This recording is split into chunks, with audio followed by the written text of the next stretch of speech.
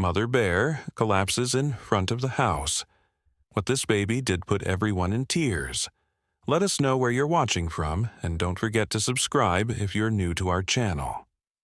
The sun was setting over the dense pine forest that surrounded the Harper family's wooden cabin.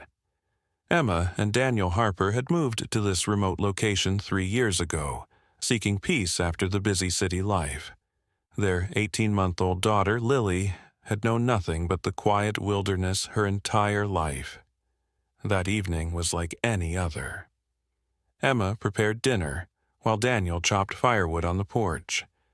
Little Lily played on her colorful mat near the large living room window, babbling happily to her stuffed animals. The family radio played soft music, mixing with the crackling sounds from their stone fireplace. "Dinner's almost ready," Emma called out, stirring a pot of hearty stew. She glanced at Lily, who had suddenly gone quiet.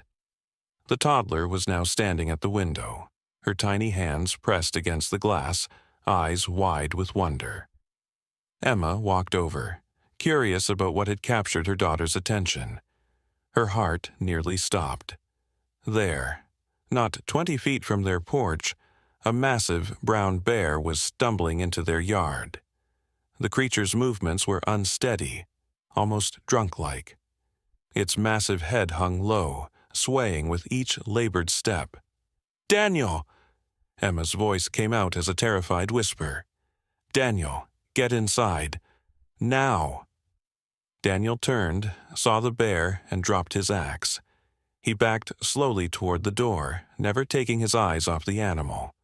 The bear, easily 7 feet tall when standing, took a few more wobbling steps forward. Then, as if all strength had abandoned its massive body, collapsed with a heavy thud directly in front of their porch steps.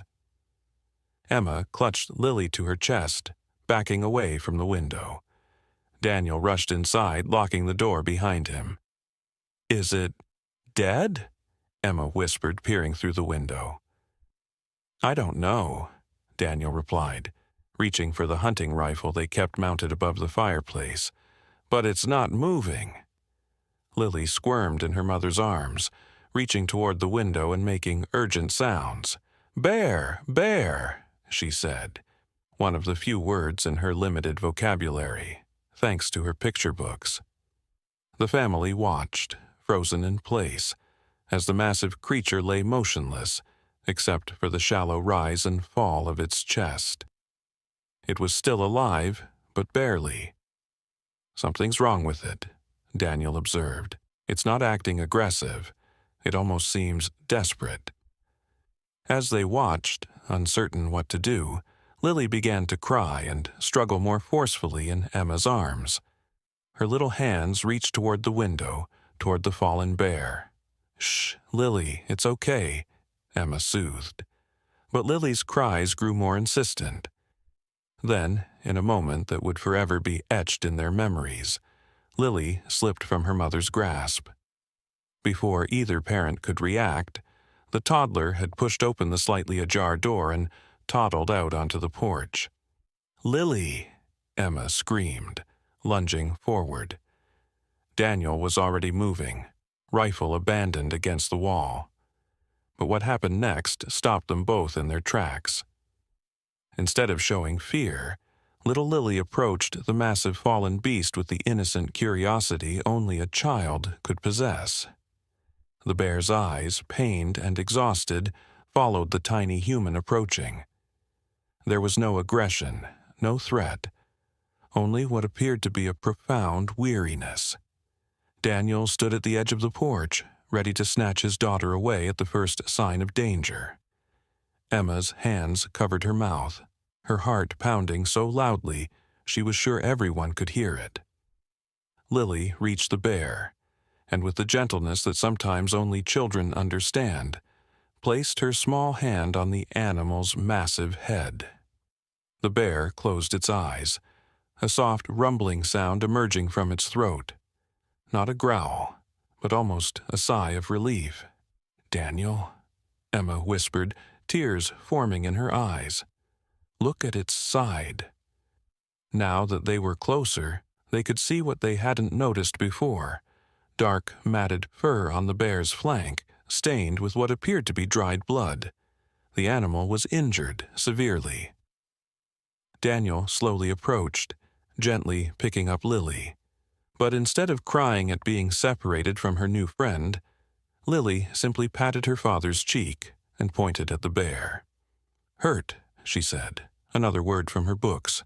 "Hurt." Something in that simple observation broke through their fear. This wasn't a predator threatening their home. This was a wounded creature that had, for some inexplicable reason, sought out humans in its moment of greatest vulnerability. "I'm calling Dr. Reyes," Emma said suddenly, referring to the local veterinarian who occasionally helped with wildlife emergencies, "and the ranger station." As Emma made the calls, Daniel sat on the porch steps with Lily in his lap, maintaining a safe but close distance from the bear. The massive animal's eyes occasionally opened to look at them, then drifted closed again. "The bear's a female," Daniel realized aloud, noticing the shape of the creature's head. "I wonder why she came here, of all places." Lily leaned forward in her father's arms, pointing again. "Baby," she said clearly. "Baby." Daniel looked at his daughter in confusion, then followed her pointing finger. What he saw next brought tears to his eyes. From beneath the fallen bear's body, barely visible, a tiny paw extended out. The mother bear wasn't alone. The realization struck Daniel like lightning. "Emma!" he called urgently. "She has a cub. The bear has a baby." Emma rushed outside, phone still pressed to her ear. "The ranger says to stay back," she warned. "The mother could become aggressive if she thinks we're threatening her cub." But the mother bear made no move to rise. Her breathing had become more labored, her massive body trembling with each inhale. The cub beneath her whimpered, a sound so pitiful it pierced straight through to Emma's heart. "She's dying," Daniel whispered, his voice breaking. "She brought her baby here, but why?" Lily squirmed in her father's arms again, reaching toward the fallen bear with such determination that Daniel had to tighten his grip. "Baby," Lily repeated, more insistently this time.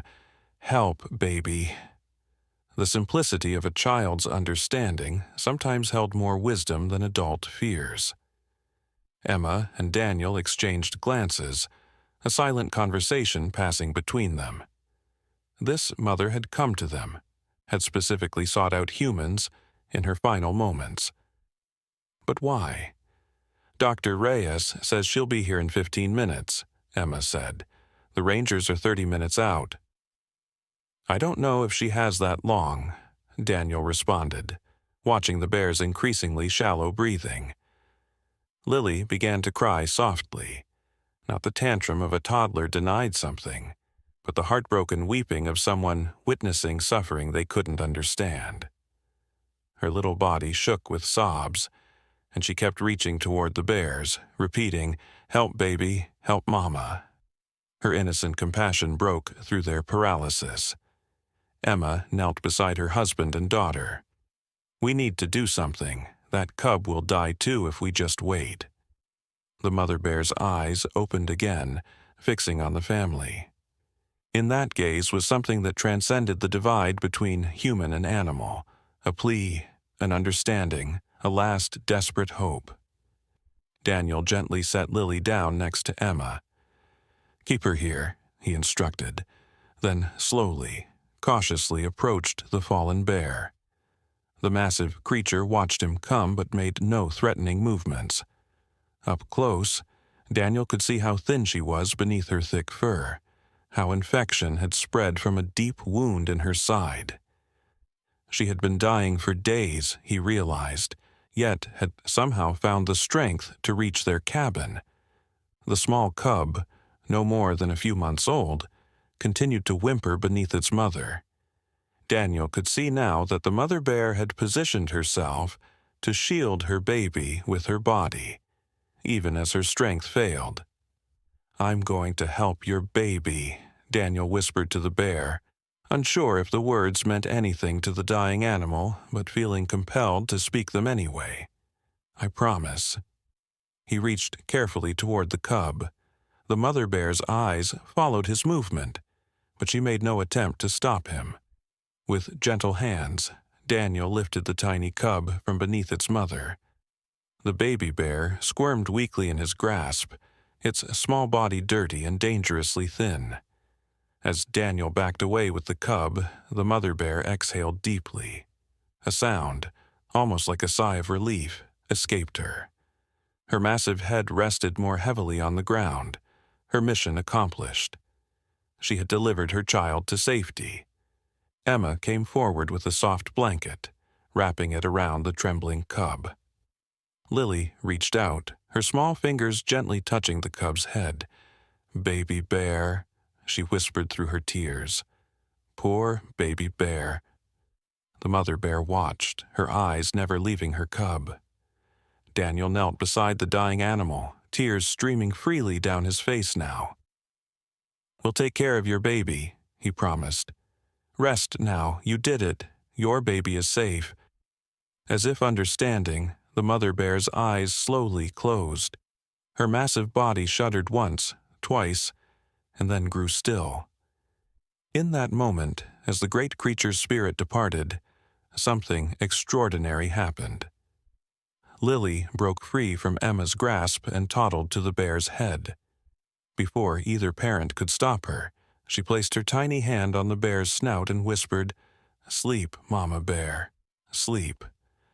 The sound of approaching vehicles broke the sacred silence that had fallen over the yard. Dr. Reyes arrived first, jumping from her truck with medical supplies in hand. She stopped short of the tableau before her.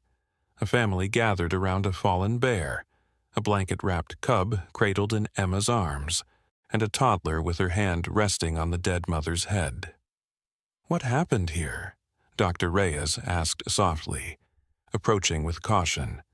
"Something miraculous," Emma replied, unable to find more adequate words. Dr. Reyes quickly examined the cub, her experienced hands gentle but thorough. "He's dehydrated and malnourished, but he should survive with proper care," she announced. The mother. She moved to examine the larger bear, but it was immediately clear that no intervention would help. "She's been wounded for at least a week, probably a poacher's trap or bullet. It's amazing she survived this long." "She was keeping her baby alive," Daniel said, "and she brought him here. But why us? Why our cabin?" Dr. Reyes looked thoughtful as she administered fluids to the weakened cub. "Bears have extraordinary memory and intelligence. Is it possible she had an encounter with you before, something positive?" Emma and Daniel exchanged puzzled glances. Then Emma gasped. "Last spring. Daniel, remember when we found that bear caught in that old fence on the North Trail, the one we helped free?" Daniel's eyes widened. "You think this is the same bear? That was miles from here." Dr. Reyes nodded. "Bears can remember faces and locations for years. If you helped her once, she might have remembered. When she was dying and needed to save her cub, she came to the only human she knew had shown kindness," Emma finished, fresh tears springing to her eyes. As they spoke, 2 ranger vehicles pulled into the yard. The rangers approached cautiously, surprised at the scene before them. After a brief explanation, they began the somber work of preparing to remove the mother bear's body. "What will happen to the cub?" Daniel asked, watching as Dr. Reyes continued to treat the small creature. "Normally, he'd go to a wildlife rehabilitation center," one of the rangers explained. "But this little guy is very young. He'll need specialized care." Lily, who had been watching everything with wide, solemn eyes, suddenly spoke up. "Baby stay," she said firmly. "Baby stay here." The adults exchanged glances, uncertain how to explain to a toddler why a wild bear cub couldn't simply become a house pet. But Dr. Reyes looked thoughtful. Actually, she said slowly, there's a new wildlife rehabilitation program starting up just 10 miles from here. They're looking for local properties to serve as monitored release sites, places where rehabilitated animals can be gradually reintroduced to the wild under supervision. Emma and Daniel looked at each other, a new possibility dawning. You mean? The cub would go to the rehabilitation center first, Dr. Reyes explained. But when he's ready for the gradual release process in a few months, your property could be ideal. You'd have professional guidance and the cub would be tracked and monitored. He could grow up in the same territory his mother knew, where she felt safe enough to bring him when she needed help. As the adults discussed logistics, Lily sat beside the blanket-wrapped cub, gently stroking his fur the way she did with her stuffed animals. The cub, exhausted and weak, had fallen asleep under her tender ministrations. "Baby, not cry," she whispered to the sleeping cub. "Lily help. Lily's mama and Dada help." Hours later, after the rangers had reverently removed the mother bear's body, and Dr. Reyes had taken the cub to the wildlife center for emergency care, the Harper family sat quietly in their living room. The events of the evening had left them shaken, transformed in ways they couldn't yet fully comprehend. "I keep thinking about her," Emma said softly. "How she remembered us. How she trusted us with what mattered most to her." Daniel nodded, his arm around his wife's shoulders. "And I keep thinking about Lily, how she knew, somehow, how she wasn't afraid." They looked at their daughter, now sleeping peacefully in her small bed, clutching her favorite teddy bear. Something profound had awakened in her today, a connection to the natural world that went beyond words, beyond the boundaries adults so often constructed between themselves and wild things. The following weeks brought many changes to the Harper family. True to their word, they began the process to have their property certified as a wildlife rehabilitation release site. Their cabin, once simply a retreat from city life, was becoming something more, a place of healing, a sanctuary. The day after the mother bear's passing, the Harpers visited Hope at the Wildlife Rehabilitation Center. The small facility sat nestled among towering pines, a series of naturalistic enclosures connected to a modest main building. Dr. Reyes met them at the entrance, her face brightening when she saw Lily. "Our little bear whisperer," she said warmly. "Hope has been asking for you." "Bears can't talk," Lily replied matter-of-factly, but her eyes shone with excitement. Dr. Reyes laughed, not with words perhaps, but in their own way, they communicate quite clearly. She led them to a special viewing area where they could observe Hope without him seeing them, an important precaution to prevent him from becoming too habituated to humans. The cub lay curled in a nest of blankets under a heat lamp, his tiny body rising and falling with each breath. He was severely dehydrated, Dr. Reyes explained in a hushed voice. "We've been giving him fluids and a special formula. The next 72 hours will be critical."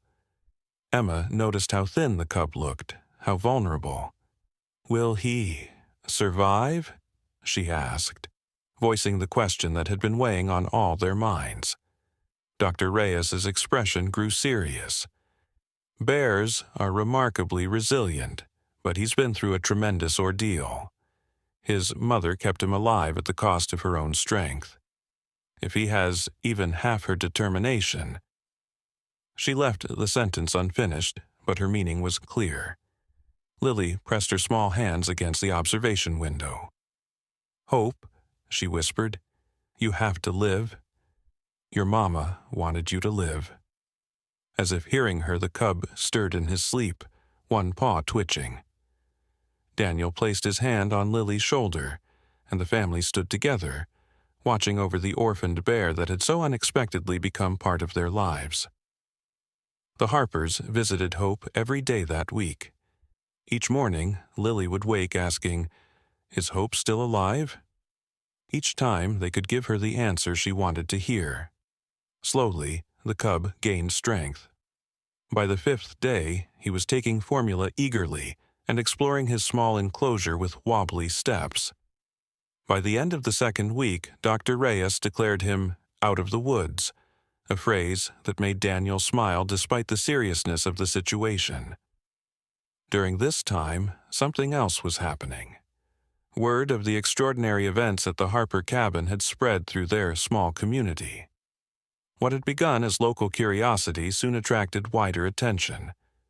A journalist from the regional newspaper came to interview them, and their story, of a dying mother bear who sought out human help for her cub, captured hearts far beyond their remote mountain town. Letters and emails poured in. Some shared similar stories of animal intelligence and trust. Others offered donations to support Hope's care and the fledgling wildlife rehabilitation program. A wildlife documentary filmmaker contacted them, asking permission to tell Hope's story. "I never expected this," Emma confided to Daniel one evening after tucking Lily into bed. "I thought we were just helping one bear cub." Daniel nodded, sorting through the day's mail, more cards and letters, many with children's drawings of bears.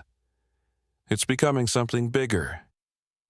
People need stories like this, reminders that there's still connection possible between humans and wild creatures." "Speaking of connections," Emma said, "Dr. Reyes called. She thinks Hope is ready for his first visit to what will eventually become his release territory." 3 weeks after the mother bear's death, that visit became reality. Dr. Reyes brought Hope, now officially named through a community-wide vote that Lily had insisted on participating in, to the Harper property. The transformation in the small bear was remarkable. No longer desperately thin, his fur now glossy and his eyes bright with curiosity, Hope explored the edge of the forest under the watchful eyes of his caretakers.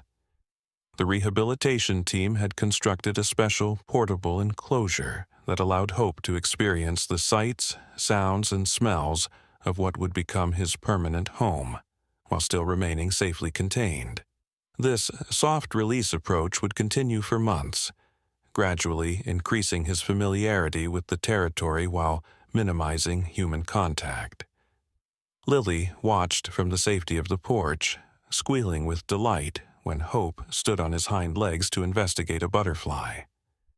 "Hope, Hope," she called, having quickly adopted the bear's official name as if she'd been using it all along. "She'll never forget this," Emma remarked to Daniel as they watched their daughter's face glow with joy. "Even if she's too young to remember the specific details when she's older, this connection will stay with her." Daniel nodded, his arm around his wife's shoulders. "It'll stay with all of us."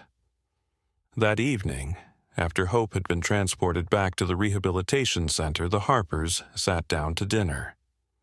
Their meal was interrupted by a knock at the door. Daniel opened it to find Mrs. Abernathy, their nearest neighbor, though near was relative in these mountains, her cabin being 3 miles away. "I hope I'm not intruding," the elderly woman said, a covered dish in her hands. "I heard about what happened with the bear and her cub. My late husband was a forest ranger for 40 years. He always said animals know more than we give them credit for." Before long, Mrs. Abernathy was seated at their table, sharing stories of her husband's wildlife encounters over homemade blackberry cobbler. It was the first of many such visits. In the weeks that followed, other neighbors appeared at their door, some bearing food, others offering help with preparing the property for its new role as a wildlife rehabilitation site, all of them drawn by the story of Hope and his mother's last act of trust. The documentary filmmaker, a quiet woman named Sophia Chen, arrived in late autumn to begin chronicling Hope's journey. Her presence became a regular part of their lives as she captured Hope's progress and interviewed local wildlife experts about bear behavior and intelligence. What your family experienced was extraordinary but not unprecedented, explained Dr. Harrison, the region's senior wildlife biologist, during one filmed interview on the Harper's porch.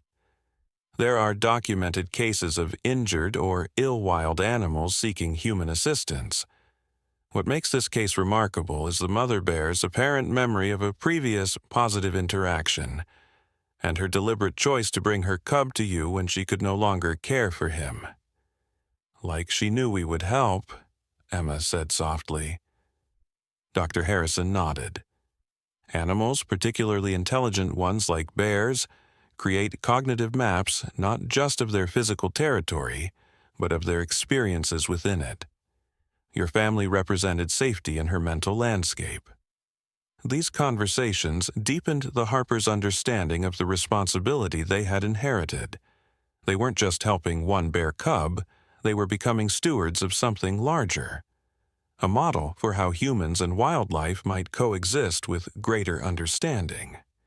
As summer turned to fall and fall to winter, hope continued to grow and thrive.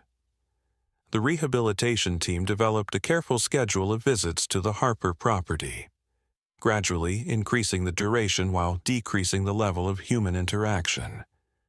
Dr. Reyes explained the delicate balance they needed to maintain. We want Hope to recognize this territory as home, but we don't want him seeking out human contact when he's released, she told the family during one of the cub's visits. It's a challenging line to walk. The first winter presented a particular challenge. In the wild, Hope would have denned with his mother, learning the rhythms of hibernation through her example. Without that guidance, the rehabilitation team had to create conditions that would trigger his natural instincts. Bears don't truly hibernate, Dr. Harrison explained during one of his visits.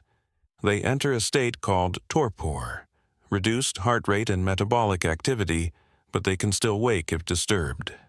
It's crucial for Hope to develop these patterns now. The rehabilitation center constructed a special denning area at the edge of the Harper property, far enough from the house to minimize human disturbance, but close enough to monitor. Hope, now triple the size he'd been when rescued, took to it instinctively, much to everyone's relief.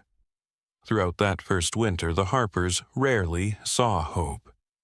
The rehabilitation team used remote cameras to monitor him, sharing updates with the family. Lily, now approaching 2.5 years old, would study the grainy footage with intense concentration.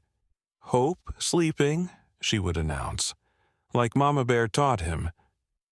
Emma found herself moved by her daughter's persistent connection to both bears, the one they had saved and the one they had lost. Lily had begun creating drawings of Mama Bear watching Hope from the stars, a concept Emma had shared to help explain death in terms a toddler might understand. That winter brought changes for the Harpers as well. Inspired by Hope's story, Daniel enrolled in online wildlife management courses. Emma, who had previously worked remotely as a graphic designer, began collaborating with the Wildlife Rehabilitation Center on educational materials. Their cabin, once a private retreat, became a hub for local conservation efforts. When spring arrived, Hope emerged from his den healthy and noticeably larger. The rehabilitation team was delighted with his progress. "He's developing exactly as he should," Dr. Reyes announced after his post-winter examination. "His natural instincts are strong, and he's showing appropriate wariness around humans now." This last observation carried a touch of bittersweetness for the Harpers, particularly Lily. Hope no longer approached the edge of his enclosure when they were present. Instead, he watched them from a distance, his behavior increasingly like that of a wild bear. "He's forgetting us," Lily said sadly after one visit. "No, sweetheart," Daniel replied, kneeling beside her. "He's remembering who he truly is. That's exactly what his mother wanted."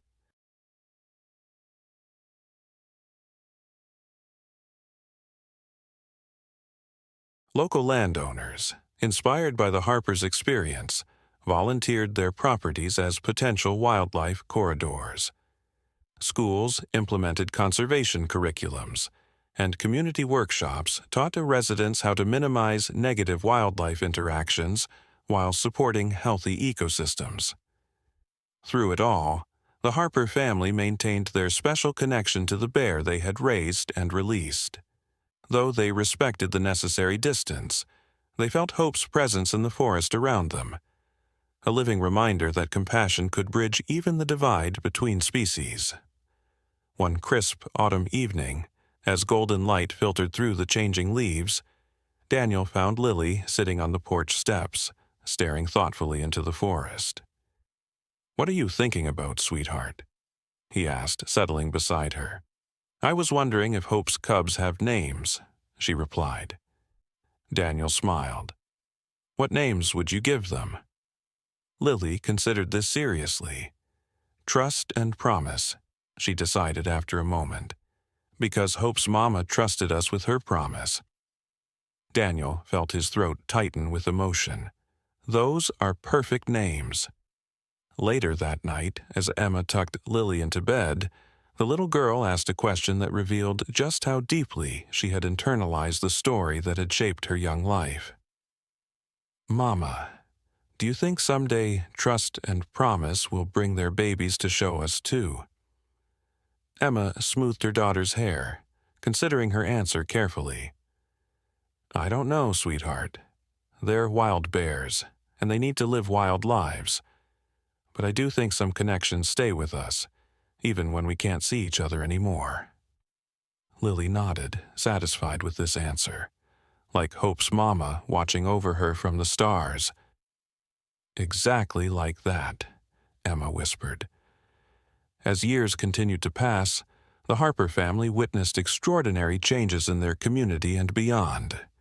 Their story, first documented in Sophia's film, then in books and educational programs, inspired a new approach to wildlife conservation, one that recognized the delicate balance between helping animals in crisis and preserving their essential wildness. Daniel's guided nature walks evolved into immersive educational experiences that brought visitors from across the country. Emma's illustrations became the foundation for an award-winning children's book series that taught ecological principles through the story of Hope and her family. The Nature Center expanded into a respected research facility, where scientists studied the complex dynamics of human-wildlife interactions. And Lily grew, carrying within her the indelible imprint of that first encounter with a desperate mother bear and the orphaned cub she had entrusted to human care. Throughout elementary school and into her teenage years, she maintained her passion for wildlife, volunteering at the rehabilitation center and eventually interning with Dr. Reyes during summer breaks. On quiet evenings, the family would sometimes sit together on their porch, listening to the sounds of the forest, their forest, Hope's forest, a place where a desperate mother's love had created a legacy none of them would ever forget. "Do you think she knew?" Emma asked softly one such evening, voicing a question that had lingered in her thoughts for years. Hope's mother. Do you think she somehow knew that by bringing her cub to us, all of this would happen? Daniel considered the question, remembering the intelligence in the dying bear's eyes, the deliberate way she had chosen their home as her final destination. He thought about Hope returning years later with cubs of her own, about the thousands of lives touched by their story, about the protected wilderness corridors now stretching for miles in every direction from their home. "I think," he said slowly, "that she hoped. And sometimes hope is enough to create miracles." From the edge of the darkened forest came a soft huffing sound, a bear's contented sigh. Whether it was hope or merely the wind moving through the pines, it didn't matter. The message was the same. Life continues, love endures, And sometimes the greatest acts of trust create ripples that transform entire worlds. Lily, now nearly grown herself but still carrying the wonder of that first encounter in her heart, whispered the words that had become a sort of prayer in their household. "Thank you, Mama Bear." And somewhere in the rustling leaves and gentle night breeze, it almost seemed as though the forest whispered back. 15 years later, the parking area at the Harper Wildlife Sanctuary was nearly full, a common occurrence on weekends, especially during the spectacular autumn colors of mid-October. A steady stream of visitors made their way along the winding path toward the main educational center, a beautiful timber frame building that had once been a simple family cabin. Inside, a special exhibition was opening. 2 decades of hope, a legacy of conservation, commemorating the 20th anniversary of the extraordinary event that had transformed not just one family's life, but an entire region's approach to wildlife. Dr. Lily Harper, now 22 and recently graduated with her doctorate in veterinary medicine, specializing in wildlife rehabilitation, stood near the entrance, greeting visitors and answering questions. Her eyes, still carrying the same wonder they had when she was a toddler, lit up as she spotted a familiar figure approaching through the crowd. "Dr. Reyes," she called out, embracing the older woman warmly. Though now in her 70s, Dr. Elena Reyes remained active in an advisory capacity at the regional wildlife center she had once directed. "My dear Lily," Dr. Reyes replied, stepping back to look at her former protege with obvious pride. "Or should I say, Doctor? Harper now? Your parents must be bursting with pride." "Speaking of my parents," Lily said with a smile, "they're waiting for us in the special collections room. There's something they want to show you before the official opening." They made their way through the exhibition hall, past dramatic photographs of black bears in their natural habitat, interactive displays explaining forest ecology, and a timeline documenting the sanctuary's growth from a single family's story to a nationally recognized conservation center. At the center of it all stood a life-sized bronze sculpture of a mother bear with her cub, a memorial commissioned for the 10th anniversary, created by a renowned wildlife artist. In a quiet room beyond the main exhibition space, Emma and Daniel waited. Though now in their 50s, they retained the same warmth and passion that had defined them 20 years earlier. Emma's illustration career had blossomed into a series of acclaimed nature books, while Daniel had become a leading voice in community-based conservation, developing programs that helped communities throughout North America find balanced approaches to coexisting with wildlife. "Elena," Emma exclaimed, embracing Dr. Reyes, "thank you for coming. We have something extraordinary to share with you." Daniel gestured toward a large topographical map mounted on the wall, overlaid with colored tracking data. "This is the cumulative territorial range of what we now believe to be 3 generations of Hope's family." Dr. Reyes stepped closer, studying the data with professional interest. "Remarkable consistency in the core territory," she observed. "And you've confirmed the genetic lineage?" Daniel nodded. "The university research team has been collecting hair samples for DNA analysis.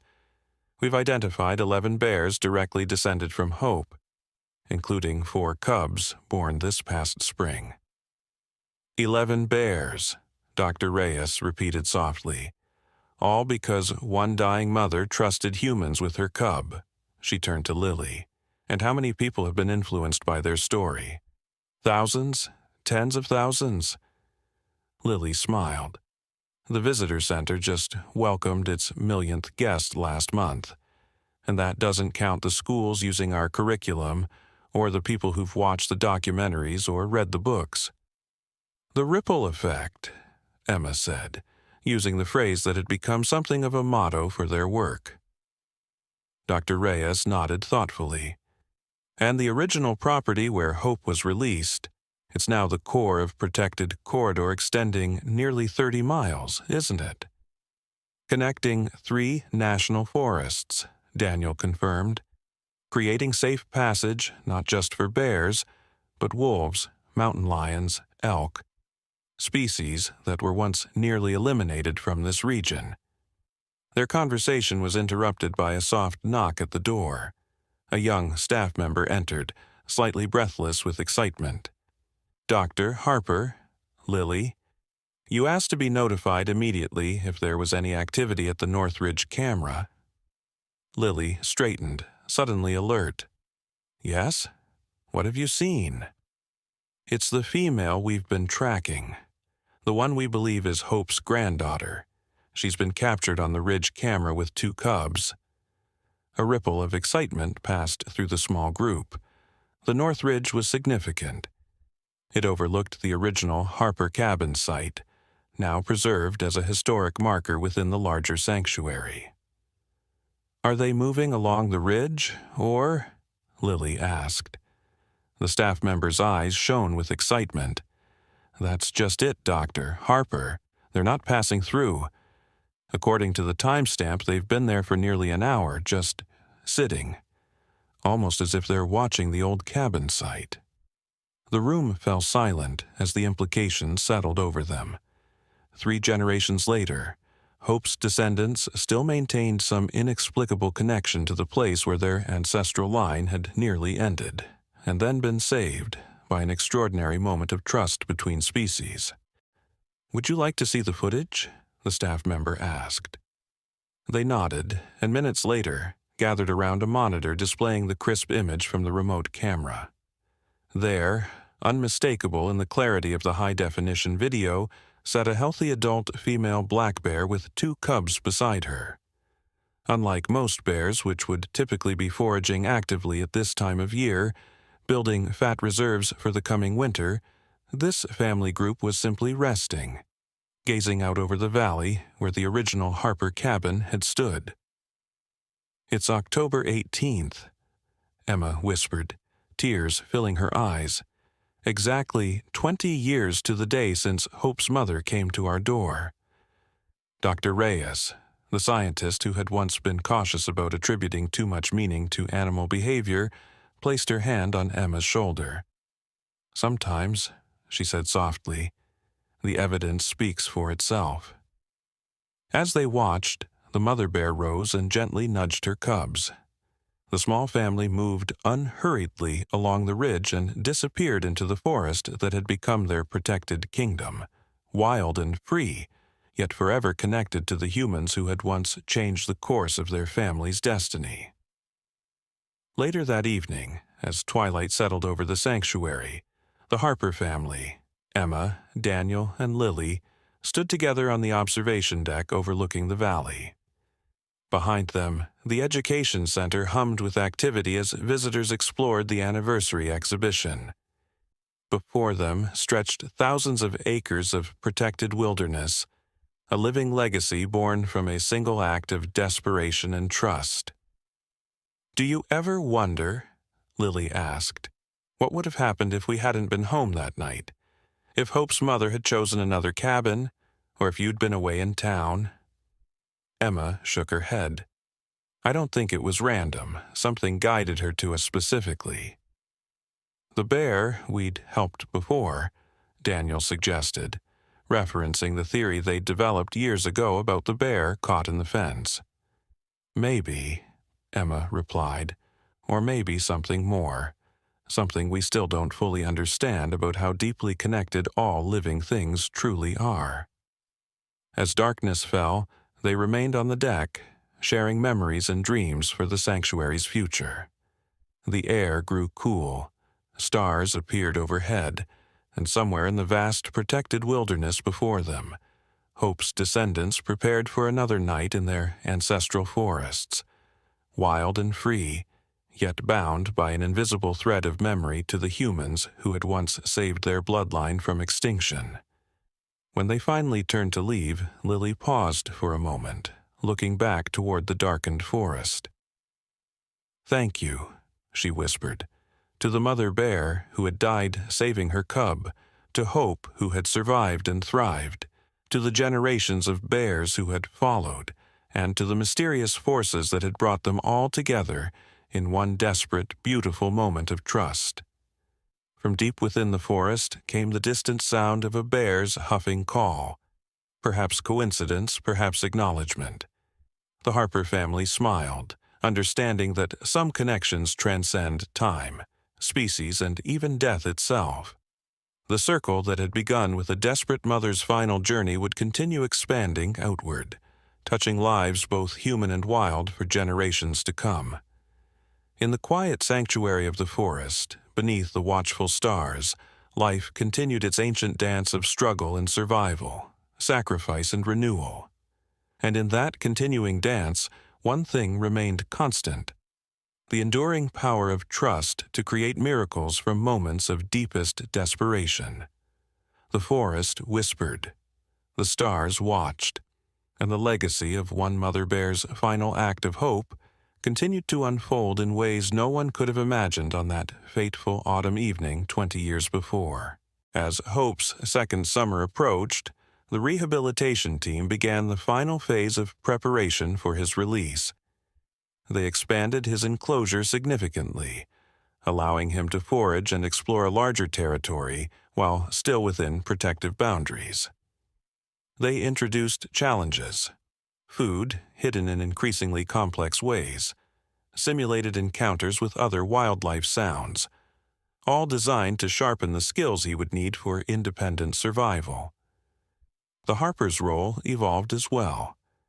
Under the guidance of the wildlife experts, they learned to minimize their presence during Hope's visits, observing only from designated blinds or through remote cameras.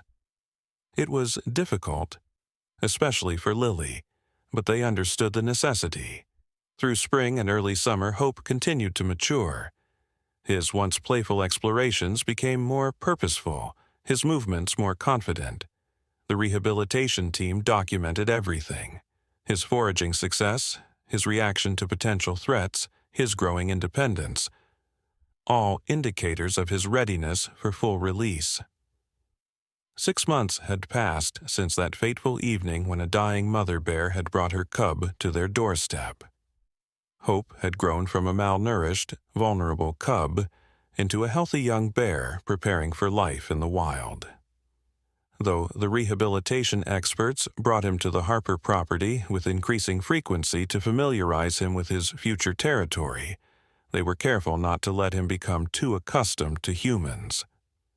Despite these precautions, they couldn't entirely prevent the special bond that had formed between the young bear and the Harper family, especially Lily. The day of Hope's final release was set for late summer, a time when natural food sources would be abundant, giving him the best chance for a successful transition to independent life. In the weeks leading up to this milestone, Emma found herself experiencing unexpected emotions. "I never thought I'd feel this way about a wild bear," she confessed to Daniel one evening as they sat on their porch, watching fireflies rise from the meadow. "It's like sending a child off to college. I'm proud and terrified all at once." Daniel squeezed her hand. "I know, but remember what Dr. Harrison said: Hope has all the skills he needs, and he'll still be in these mountains, just living the life he was meant for." As the release date approached, the story of Hope and the Harper family reached an even wider audience. Sophia's documentary had been picked up by a national nature channel, and a children's book author had approached them about creating an illustrated story based on Hope's journey. The local elementary school had even developed a curriculum unit about black bears using Hope's story as its centerpiece. "I never imagined our lives would change this way," Emma remarked to Mrs. Abernathy, who had become a regular visitor and something of a grandmother figure to Lily. "All because a bear chose our doorstep." The elderly woman nodded wisely. Life's biggest changes often come from unexpected directions. My Harold always said nature has a way of finding the right people when they're needed. The evening before the release, the Harpers hosted a small gathering for those who had been most involved in Hope's journey. Dr. Reyes and her rehabilitation team, Dr. Harrison, Sophia the filmmaker, and a few neighbors who had contributed to preparing the release site. As the adults talked on the porch, Lily sat slightly apart, solemnly arranging and rearranging her collection of bear figurines. Daniel noticed his daughter's unusual quietness and sat beside her. "Are you thinking about tomorrow, sweetheart?" Lily nodded, her small fingers tracing the plastic bear's back. "Hope won't be in his special place anymore." "That's right, he'll be in the whole forest." "Will he be scared?" Daniel considered this question carefully. Maybe a little at first. New things can be scary, but he's ready and he'll remember everything he's learned. Lily looked up at her father, her eyes serious. Will he remember us? It was the question Daniel had been expecting, yet it still caught him unprepared. "I think," he said slowly, "that he'll remember feeling safe here, just like his mother remembered." This seemed to satisfy Lily. She handed her father one of the bear figurines, the smallest one.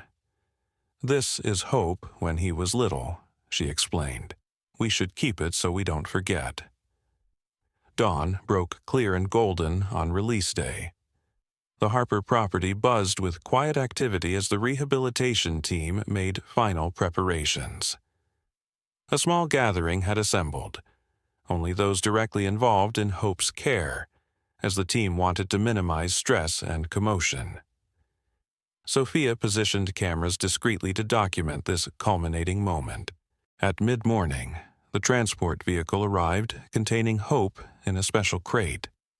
Through small viewing panels, the Harpers could see that the young bear was alert and active, showing healthy signs of stress, an important indicator that he had maintained his natural wariness. Dr. Reyes gathered everyone for final instructions. "We'll be transporting Hope to the release site about 2 miles into the forest. It's been selected for its natural food sources, water access, and distance from human habitation. The tracking collar he's wearing will allow us to monitor his movements for the next 2 years without interfering in his life." She turned to address the Harpers directly. "As we've discussed, this is a clean break. From this point forward, Hope needs to see all humans as something to avoid. That means no attempts to find or approach him, even from a distance." "We understand," Daniel assured her, his arm around Emma's shoulders. Dr. Reyes's expression softened. "I know this is difficult. You've been part of an extraordinary journey together. But remember, the greatest gift you can give Hope now is the freedom to be fully wild." The small procession made its way along the forest trail. Rehabilitation team members carrying the crate on a special stretcher, followed by Dr. Harrison and the Harpers. Lily walked between her parents, unusually quiet but taking everything in with wide, solemn eyes. When they reached the selected clearing, the team carefully positioned the crate facing into the deeper forest. Dr. Reyes performed one final check of Hope's tracking collar, then stepped back and nodded to her colleagues. "We're ready," she said quietly. On the day of Hope's final release, when he would remain permanently in the wild with only distant monitoring, everyone gathered in a semicircle several yards behind the crate. Hope, now a gangly adolescent bear, paced inside his transport box, eager for freedom. "Remember," Dr. Reyes cautioned the family one last time, "from now on, you need to maintain your distance. No feeding, no approaching. He needs to be fully wild to survive."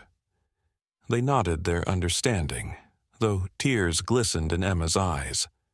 Lily, now 2 years old and more verbal, stood solemnly between her parents. "Hope go home," she said with the simple wisdom of a child, "like Mama Bear wanted." The crate was opened deep in the forest behind their property. Hope emerged cautiously, sniffing the air, taking in his surroundings. He looked back once at the humans who had saved him, his dark eyes seeming to hold a wisdom beyond his years. Then, with the graceful movement that was his birthright, he loped into the dense underbrush and disappeared among the trees. That night, as Emma tucked Lily into bed, the little girl asked a question that caught her mother by surprise. "Mama Bear see Hope now?" Emma paused, uncertain how to explain death and spiritual concepts to a 2-year-old. But looking into her daughter's earnest eyes, she found herself saying, "Yes, sweetheart, Mama Bear can see Hope. She knows he's safe, just like she wanted." Lily nodded, satisfied with this answer. "She brought him to us," she said sleepily, "because we help." "That's right," Emma whispered, stroking her daughter's hair. "She trusted us with something precious." As months turned into years, the Harper family often glimpsed Hope in the distance, a dark shape moving through the trees, growing larger and stronger each season. They maintained their distance as instructed, watching his progress through the tracking updates provided by the wildlife team. The days following Hope's release were strange for the Harper family. They had grown accustomed to the rhythm of visits from the rehabilitation team, the updates on Hope's progress, the careful preparations for his future. Now, though, they received regular reports from Dr. Reyes based on Hope's tracking data, there was a palpable absence in their lives.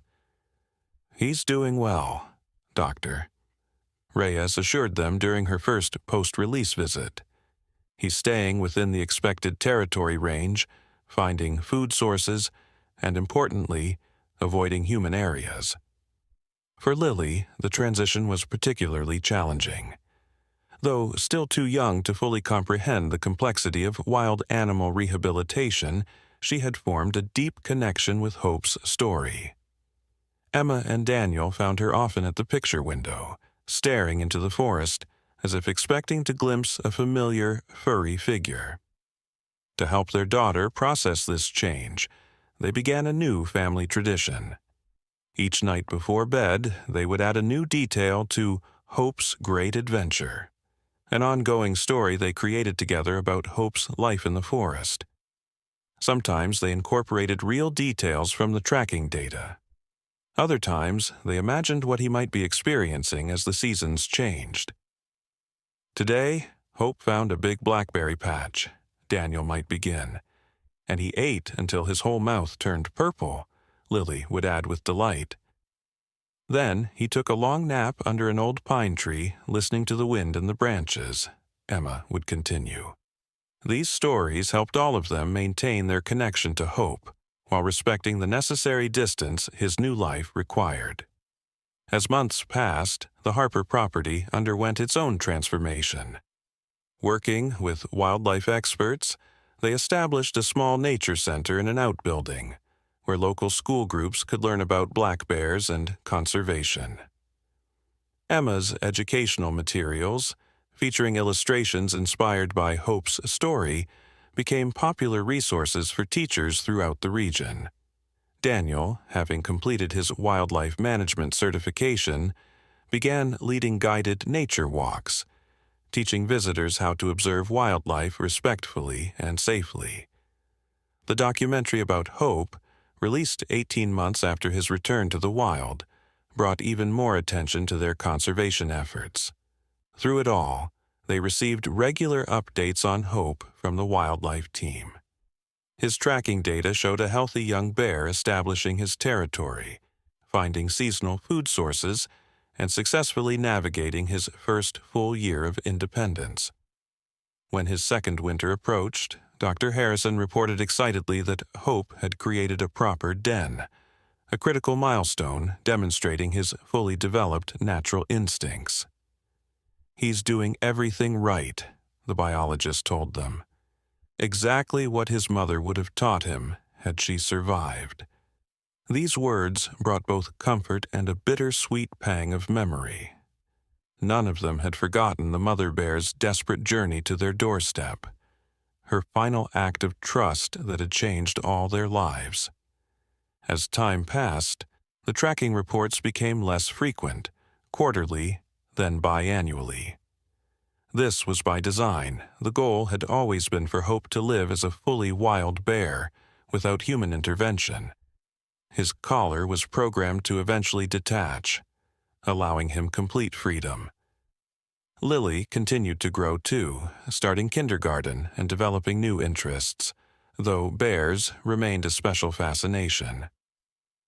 On weekends, she would often join Daniel on his guided nature walks, solemnly informing visitors, "We have to be quiet and stay far away so we don't bother the animals in their homes."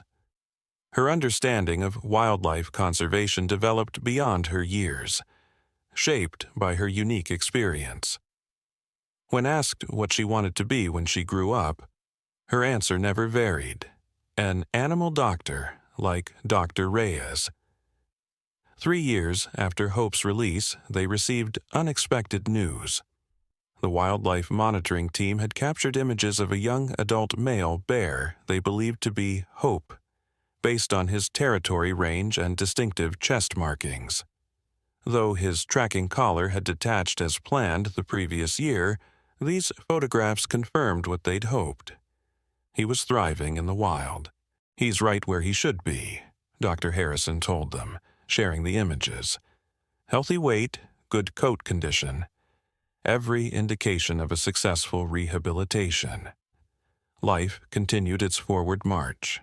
The Harpers' conservation work expanded, their nature center grew, and Lily started elementary school.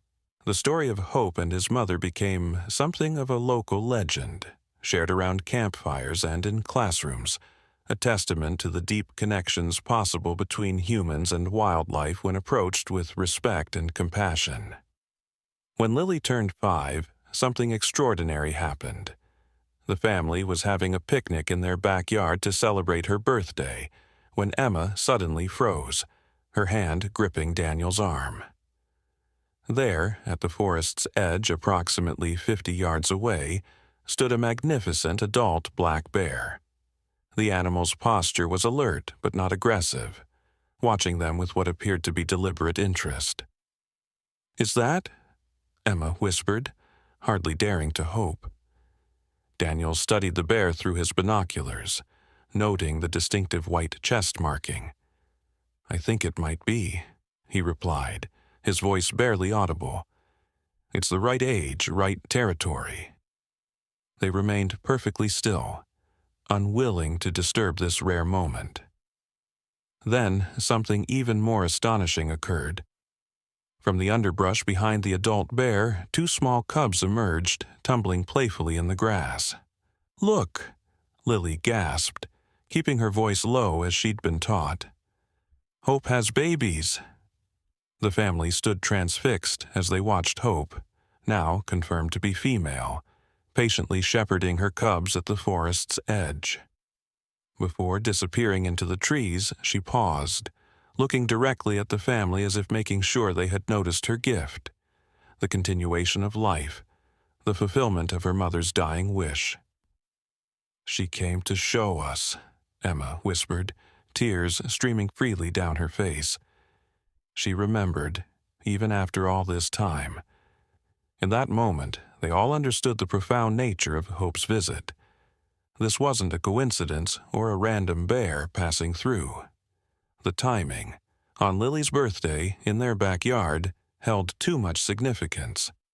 Hope had deliberately brought her cubs to the humans who had once saved her life, completing a circle that had begun with her own mother's desperate journey years before. Daniel wrapped his arm around Emma, both of them too moved for words. Lily stood transfixed, her young face alight with understanding beyond her years. After several minutes, Hope gently nudged her cubs, guiding them back into the protective cover of the forest. Just before disappearing completely, she turned once more, her gaze meeting Lily's across the distance that separated their worlds. "The circle is complete," Daniel finally whispered. That evening, they called Dr. Reyes and Dr. Harrison to share the extraordinary encounter. Both scientists were amazed, though cautiously restrained in their interpretations. bears do have exceptional spatial memory and can recognize specific locations and possibly even individuals across many years, Dr. Harrison explained.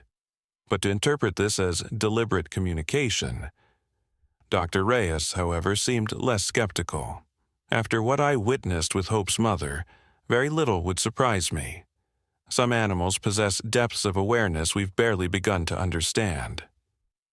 The news of Hope's cubs spread quickly through their community, adding a new chapter to what had already become a cherished local story. The Nature Center hosted a special exhibition titled Full Circle: The Journey of Hope, featuring photographs documenting her rehabilitation and release, alongside images of her mother and new information about black bear family structures. As the months passed, Hope and her cubs were occasionally spotted in the forest surrounding the Harper property, always at a distance, always wild, yet somehow continuing to share territory with the humans who had once saved her. The wildlife tracking team confirmed through careful observation that Hope had raised exceptionally healthy cubs, demonstrating excellent maternal instincts. "She's a remarkable mother," Dr. Harrison told them during one of his visits. "She's teaching her cubs everything they need to survive, just as her own mother would have taught her." "She learned it somewhere," Emma replied softly, "even without her mother to show her."